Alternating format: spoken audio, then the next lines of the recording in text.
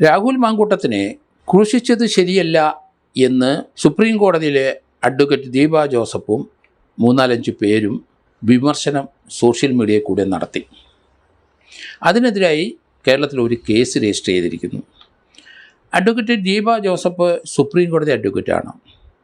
Social മീഡിയയിൽ നിയമപരമായിട്ടല്ല രാഹുൽ മാങ്കൂട്ടത്തിനെതിരെ കേസെടുത്തിരിക്കുന്നത്. അങ്ങനെയുള്ള കാര്യങ്ങളെപ്പറ്റി വിമർശിച്ചുകൊണ്ട് അവർ സോഷ്യൽ മീഡിയയിലെ ചില പരാമർശങ്ങൾ നടത്തി. അവരെ സപ്പോർട്ട് ചെയ്തുകൊണ്ട് അതേ രീതിയിൽ സന്ദീപ് വാര്യരും രഞ്ജിത പുളിക്കലും രാഹുൽ ഈശ്വറും അങ്ങനെ 3-4 പേരും അതേ രീതിയിൽ തന്നെ പ്രതികരിച്ചിരുന്നു. ധാരാളം പേര് പ്രതികരിച്ചെങ്കിലും ഈ 5 പേർക്കെതിരായിട്ട് ഒരു കേസ് കേരളത്തിൽ രജിസ്റ്റർ ചെയ്തു. അത് നിയമപരമായി ശരിയല്ല. കാരണം അവരിതേപ്പറ്റിയുള്ള നിയമപരമായ അഭിപ്രായങ്ങളും വിമർശനവും നടത്തിയെന്നല്ലാതെ ഭരണഘടനാപരമായി അവർക്ക് വിമർശിക്കാം.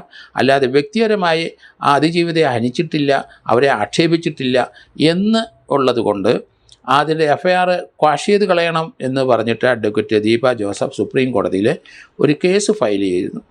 പക്ഷേ ഇപ്പം വരുന്ന വാർത്തകൾ അതിനൊരു തടസ്സ ഹർജി ആ അതിജീവിത ഫയൽ ചെയ്തു എന്നുള്ളതാണ്.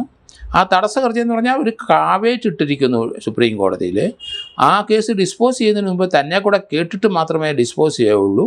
തൻ്റെ ഭാഗം കൂടെ സുപ്രീം കോടതി കേൾക്കണം, എന്നിട്ട് മാത്രമേ അതിലൊരു തീരുമാനം എടുക്കാൻ പാടുള്ളൂ എന്നുള്ള രീതിയിലാണ് അതിജീവിത കൊടുത്തിരിക്കുന്നത്.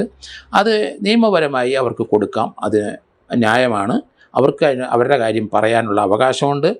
അത് ക്വാഷ് ചെയ്യാതിരിക്കാൻ നോക്കേണ്ടത് അവരുടെ ചുമതലയാണ്. അതിന് അവർ നിയമപരമായിട്ട് നീങ്ങി എന്നാണ് ഇപ്പം മനസ്സിലാകുന്നത്.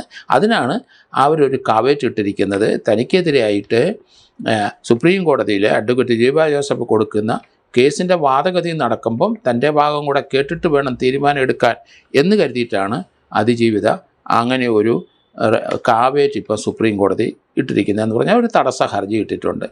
ഇത് നിയമപരമായി അവർക്ക് ചെയ്യാൻ പറ്റുന്ന കാര്യങ്ങളാണ്. നിയമപരമായി അവരുടെ ഭാഗം ശരിയാണെന്ന് അവർക്ക് വാദിക്കാം, അതിനുള്ള എവിഡൻസ് കൊടുക്കാം. പക്ഷേ ഇവർ പറയുന്നത്, അഡ്വക്കേറ്റ് ദീപ ജോസഫ് ഉൾപ്പെടെയുള്ളവർ പറയുന്നത്, തങ്ങൾ അവരെ അവഹേളിച്ചിട്ടില്ല, നിയമപരമായ കാര്യങ്ങളെ പറഞ്ഞിട്ട് ഒരു ചെറുപ്പക്കാരനെ ഇങ്ങനെ ഈ രീതിയിൽ അതിക്രൂരമായി അയാളെ മാനസികമായി പീഡിപ്പിച്ചുകൊണ്ടിരിക്കുന്നതും നിയമപരമായി അദ്ദേഹത്തിന് എതിരായിട്ട് നീങ്ങുന്നതുമൊക്കെ അത് കുറ്റകരമാണെന്നുള്ള രീതിയിൽ തന്നെയാണ് അവർ. കാരണം നിയമത്തിൻ്റെ പരിരക്ഷ അതിനൊന്നും ഇല്ല, നിയമപരമായ കേസുകളൊന്നും നിലനിൽക്കില്ല എന്നൊക്കെയുള്ള അഭിപ്രായങ്ങളാണ് സോഷ്യൽ മീഡിയയിൽ കൂടി ദീപ ജോസഫും മറ്റുള്ളവരുമൊക്കെ പറഞ്ഞിരിക്കുന്നത്. അവരെല്ലാവരും രാഹുൽ മാങ്കൂട്ടത്തിനെ അതിശക്തമായി സപ്പോർട്ട് ചെയ്യുകയും ചെയ്തിട്ടുണ്ട്. അതിൻ്റെ ഇവർക്കെതിരായിട്ട് കേരളത്തിലെടുത്തിരിക്കുന്ന FIR ക്വാഷ് ചെയ്യാനായിട്ടാണ് സുപ്രീം കോടതിയിൽ അവർ റിട്ട് ഫയൽ ചെയ്തിരിക്കുന്നത്. അതിൻ്റെ വാദഗതികളുടെ സമയത്ത് തന്നെ കൂടെ കേൾക്കണം എന്ന് മാത്രം ഒരു തടസ്സ ഹർജി അവർ കൊടുത്തിരിക്കുന്നതാണ് ഇപ്പം വലിയ വാർത്തയായിട്ട് വന്നിരിക്കുന്നത്.